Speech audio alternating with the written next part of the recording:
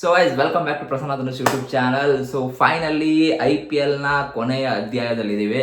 So RCB ಹೊಸ ಅಧ್ಯಾಯ ಬರೆಯಕ್ಕೆ ಹೋದ್ವಿ, ಬಟ್ ಆಗಲಿಲ್ಲ. ಏನಾದರೂ ಏನು ಗುರು ಎಲ್ಲ ಮ್ಯಾಚ್ಗೂ RCB ತೊಗೊಂಡ್ಬರ್ತೀಯಾ ಅಂತಂದರೆ, ಹೌದು ಗುರು, ನಾನು ಬ್ಯಾಂಗ್ಳೂರ್ ಸಪೋರ್ಟರು, ನಾನು ಅದಕ್ಕೆ RCB ತಂದೆ ತರ್ತೀನಿ.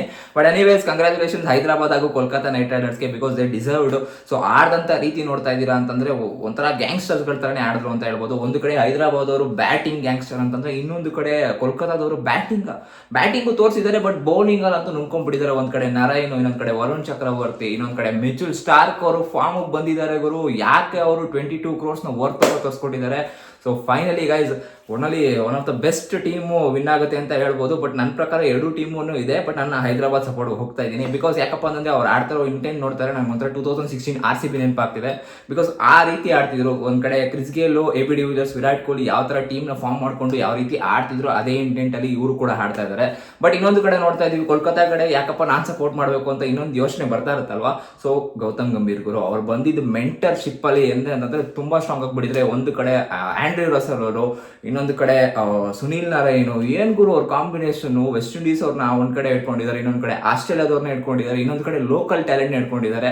So may be the best team win ಆಗುತ್ತೆ ಅಂತ ಅನ್ಕೊಂತೀನಿ. ಬಟ್ ನನ್ನ ಪ್ರಕಾರ ಆಕ್ಚುಲಿ ಪಿಚ್ನ ನೋಡ್ತಾ ಇದೀವಿ ಅಂತಂದ್ರೆ, ಸೊ ಮೂರು ಕಡೆನೂ ಸ್ಪಿನ್ನರ್ಸ್ಗಳನ್ನ ತಗೊಂಬಂದು ಅಟ್ಯಾಕ್ ಮಾಡ್ತಾರೆ ಅಂತ ಅನ್ಕೊಂತೀನಿ. ಬಿಕಾಸ್ 12 overs ಏನಿದೆ ಅದು ಸ್ಪಿನ್ನರ್ಸೇ ಬರ್ತಾರೆ.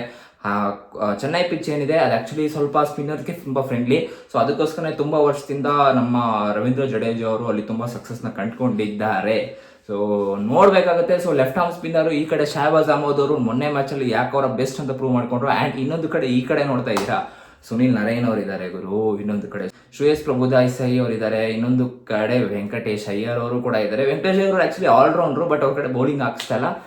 ಬಟ್ ಇನ್ನೊಂದು ಕಡೆ ನಾರ್ಮಲ್ ಆಗಿ ನಮ್ಮ ವೆಂಕಟೇಶ್ ಅಯ್ಯರ್ ಅವರು ಲೋಕಲ್ ಲ್ಯಾಡು. ಸೊ ಅವ್ರಿಗೆ ಪಿಚ್ ಗೊತ್ತಿರುತ್ತೆ, ತುಂಬಾ ವರ್ಷದಿಂದ ಅಲ್ಲೇ ಆಡಿರ್ತಾರೆ. So one of the best versus best win ಆಗುತ್ತೆ ಅಂತ ಹೇಳ್ಬೋದು. ಸೊ ನನ್ನ ಪ್ರಕಾರ ಹೈದರಾಬಾದ್ ಅವ್ರು ವಿನ್ ಆಗಲಿ. ಯಾಕಪ್ಪ ಅಂತಂದರೆ ಬಿಕಾಸ್ ಆಫ್ ನೋಡಿದರೆ SRH ಓನರ್ಗಳು ಯಾವ ರೀತಿ ಖುಷಿಯಾಗಿರ್ತಾರೆ. ಸೋತೋಗ್ಬಿಟ್ರೆ ಪಾಪ ತುಂಬ ಡಿಸಪಾಯಿಂಟ್ ಆಗ್ತಾರೆ. ಆ್ಯಂಡ್ ಅದೇ ಮಾಲೀಕತ್ವದಲ್ಲಿ ಸೊ ಸೌತ್ ಆಫ್ರಿಕಾದಲ್ಲಿ T20 ಲೀಗ್ ಏನು ನಡೀತು ಅದು ಕೂಡ ಕನ್ಸಿಕ್ಯೂಟಿವ್ ಆಗಿ 2ನೇ ಸತಿ ಚಾಂಪಿಯನ್ ಆದರು. ಈ ಸತಿ ಸೇಮ್ ಜರ್ಸಿನ ಈ IPLಗೂ ಕೂಡ ತೊಗೊಂಬಂದ್ರು, ಬಿಕಾಸ್ ಆಫ್ ಲಕ್ ಅಂತ ಅನ್ಕೊಂತೀನಿ. ಸೊ ಹೈದರಾಬಾದ್ ಅವ್ರದ್ದು ಆರೆಂಜ್ ಆರ್ಮಿ ಏನಿತ್ತು ಅದೇ ಥರ ಲೇಟೆಸ್ಟ್ ಆಗಿ ಆರೆಂಜ್ ಕನ್ವರ್ಟ್ ಮಾಡಿಕೊಂಡು ಝೀಬ್ರಾ ಕ್ರಾಸಿಂಗಲ್ಲಿ ಬಟ್ಟೆ ತೊಗೊಂಬಂದ್ರು.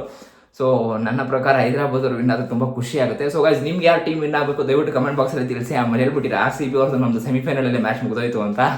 ಸೊ ನಮ್ದು ಕೂಡ ನಾನು ಹಂಗೆ ಅನ್ಕೊಂಡೆ ಸೆಮಿಫೈನಲ್ ಏನು ಆಡೋದು ಬೇಡ ಅಂತ. ಬಟ್ ಎನಿವೇಸ್, ಸೊ ಕ್ರಿಕೆಟ್ ಅನ್ನೋದು ಒಂದು ಸ್ಪೋರ್ಟಿವ್ ಗೇಮು. ಸೊ RCB ಸೋತಿದ್ದೀವಿ ಅಂತ ಬೇರೆಯವ್ರ ಟೀಮ್ಗೆ ನಾವು ಸಪೋರ್ಟ್ ಮಾಡದೆ ಇರೋಕ್ಕಾಗಲ್ಲ. May the best cricket team win.